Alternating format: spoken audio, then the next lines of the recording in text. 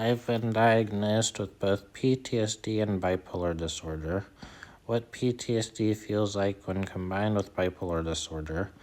Ladies and gentlemen, today I want to take you inside one of the most complicated and misunderstood experiences a person can live through, what it feels like to have post-traumatic stress disorder and bipolar disorder at the same time.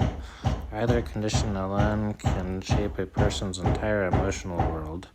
But when both collide, it becomes a daily battle between memory and mood, between trauma and chemistry, between the past and the present. Today I want to give you a clear, human-centered explanation of what that combination feels like from the inside. The two storms, trauma versus mood dysregulation.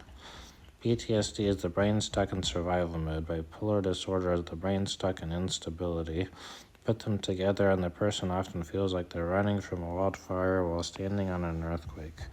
PTSD brings flashbacks, hypersensitivity, nightmares, constant adrenaline, fear that it arrives without warning. Bipolar disorder brings episodes of depression, episodes of mania or hypomania, impulsive behavior, racing thoughts, energy swings that feel like tidal waves. These two disorders coexist. They don't alternate politely. They explode into each other. When depression meets trauma, let's start with the depressive side of bipolar disorder. Bipolar depression alone can make you feel empty, hopeless, heavy, but when PTSD joins in, depression doesn't feel numb, it feels haunted. The person experiences depression weighted down by intrusive memories, a sense of danger even while feeling too exhausted to move. Shame tied to both trauma and mood episodes, loss of trust in the world and in themselves. It's like lying at the bottom of a dark well while hearing echoes of the worst day of your life bouncing off the walls. The PTSD memories don't care that you're depressed. They invade anyway. When mania amplifies trauma. Mania or hypomania is the opposite extreme. Racing thoughts, intense energy, irritability, impulsive decisions.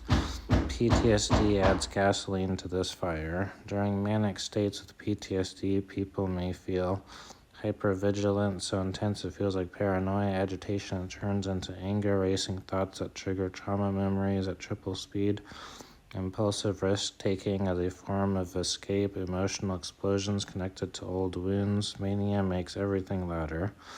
PTSD makes everything dangerous. Together they create a state where the person feels like a threat is coming right now even if nothing's happening. A simple noise can feel like an attack. A memory can feel like reality. A thought can turn into a panic surge in seconds. 4. The whiplash between high and low. One of the hardest parts of having both PTSD and bipolar disorder is the emotional whiplash. A person may wake up feeling I'm in danger. By afternoon, they feel I'm so low I can't stand up. By evening, they feel I have too much energy and nowhere to put it. The brain jumps between acceleration and braking, sometimes within the same hour. Imagine being terrified, exhausted, over-energized, numb, hyper-alert, and hopeless all inside the same day. That is the reality for many people with co-occurring PTSD and bipolar disorder. 5. The trigger loop. PTSD and bipolar disorder often provoke each other. Here's how the loop works. A trauma trigger appears, adrenaline rises. Adrenaline triggers irritability or racing thoughts, looks like hypomania. Hypomania leads to impulsive decisions, creates chaotic events.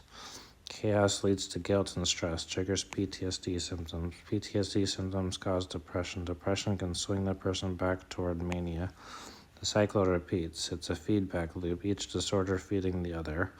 This is why treatment is difficult. You're not handling one disorder, you're handling two disorders reacting to each other. Number 6, relationships become emotional minefields.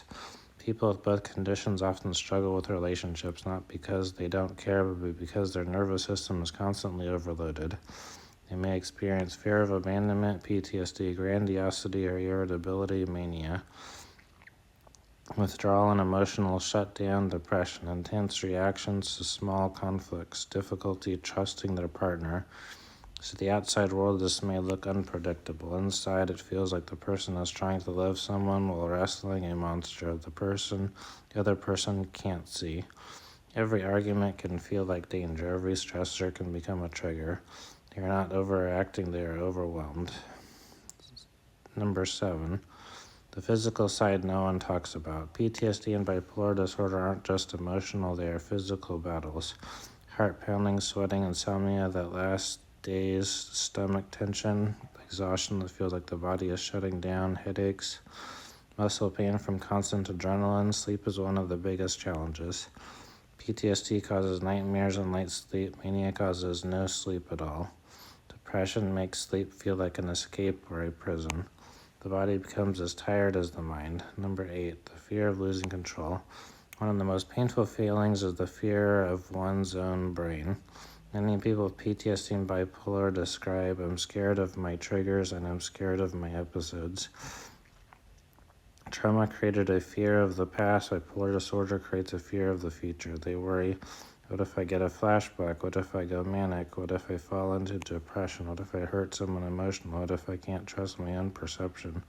Living in that constant uncertainty is exhausting. The strength behind the struggle. Despite the overwhelming challenges, people with both conditions are often incredibly resilient. They endure more emotional intensity in 1 month than some people face in a year. They rebuild their sense of safety over and over again. They learn coping skills that require discipline, self-awareness, and courage. The outside world may see instability, but what's really there is survival every single day. Conclusion: understanding creates compassion. PTSD and bipolar disorder together don't make someone weak, dangerous, or broken. They make someone a survivor of both trauma and brain chemistry, 2 battles they never asked for but fight anyway. So when you meet someone living with these conditions, be patient, be gentle, be understanding. Don't take their reactions personally. Remember, they're carrying emotional weight 24/7. Healing is possible, stability is possible, recovery is real. The first step is understanding what the fight truly feels like. Thank you.